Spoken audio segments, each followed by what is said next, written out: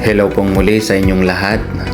Ngayon po ay pupunta kami sa Rome, Italy. At on the way po kami ngayon papunta po sa airport. Heto po at akin pong inusap si paring George na maghatid po sa amin. Kaya't maraming salamat uli paring George sa paghatid. Ayan po at after po ng ilang minuto ay naandito na po agad kami sa airport. Agad ko pong ibinaba ang aming mga gamit sapagkat kami po ay excited na. Nagdiretso na po agad kami para mag-check-in. Eto po at kumukuha na kami ng aming mga baggage tag. Dito nga po pala ay self-service. Kayo na ang gagawang lahat para makapag-check-in sa sarili ninyo. At ito po si Royben, nagpiprint na rin po ng kanyang tag. At after po naming makakuha ng mga tag ay heto, diretso na po sa baggage drop. Pagkatapos po naming maghintay ng konti ay heto, papasok na po kami sa eroplano.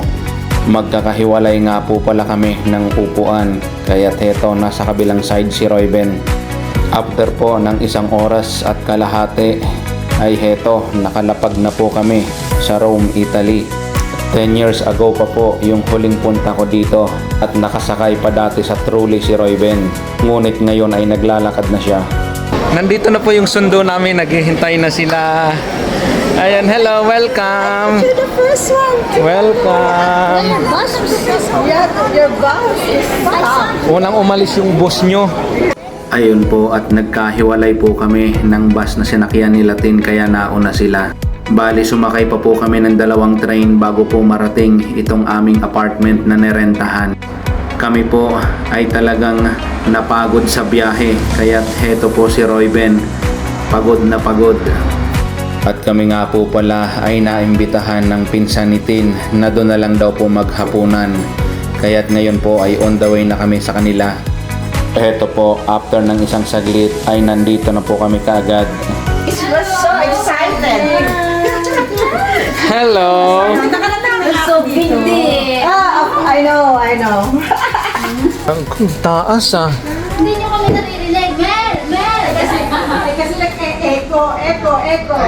Ayun po at napakaganda po ng kanilang tinitirhan dito. At pati na rin po ng view nila ay napakaganda rin. Hindi rin po nagtagal ay heto, nag-umpisa na po kaming kumain sapagkat gutom na po kami sa napakahabang biyahe. Ayan po at after po ng napakahabang kwentuhan ay nag-decide na rin po kaming umuwi sapagkat mga pagod na rin. Ito nga po pala ay first day pa lang namin dito sa Rome, kaya't abangan nyo pa po yung mga susunod naming mga video. Maraming salamat pong muli sa inyong lahat and God bless po.